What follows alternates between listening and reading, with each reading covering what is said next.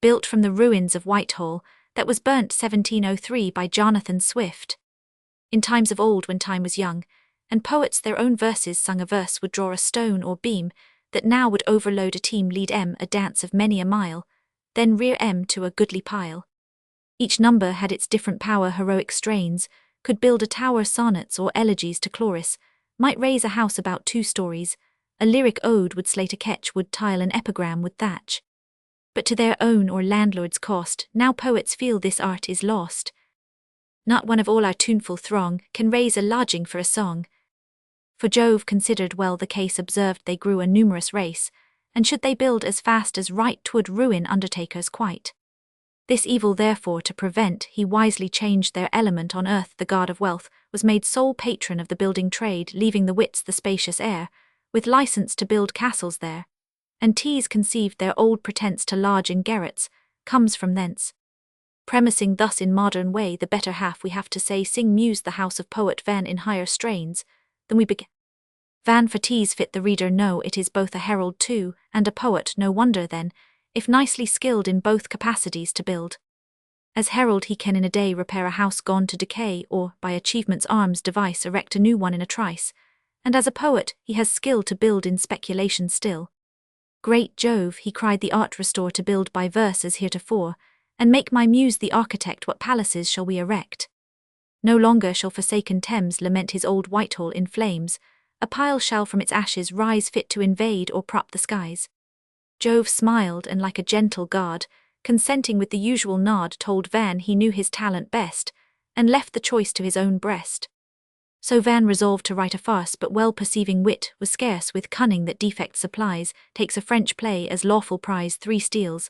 Thence his plot, and every joke, not once suspecting Jove would smoke, and like a wag set down to write, would whisper to himself a bite.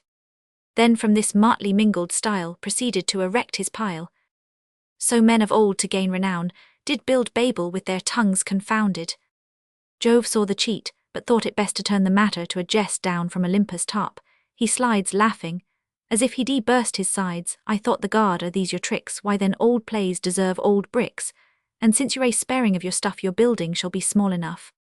He spake, and grudging lent his aid th' experienced bricks, that knew their trade as being bricks at second hand, now move and now in order stand.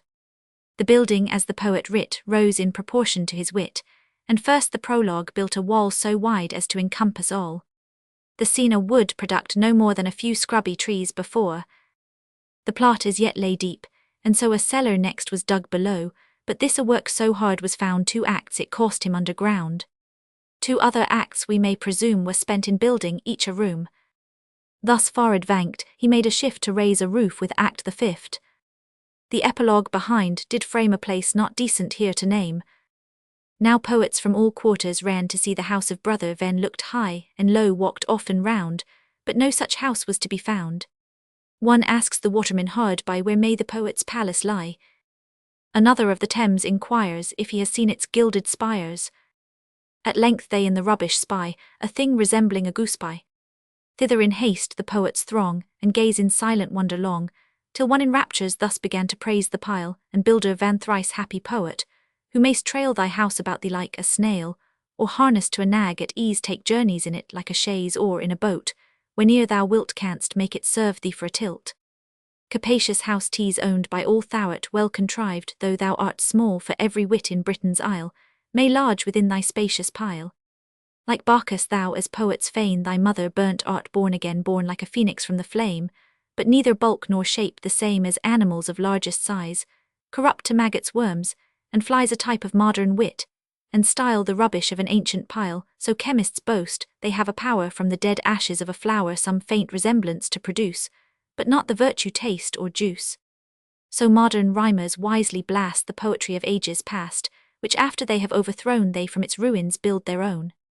Footnote 1 here follows the later version of the poem, as printed in all editions of Swift's works, W.E.B. Footnote 2 Sir John Vanbrugh at that time held the office of Clarencieux, King of Arms Scott.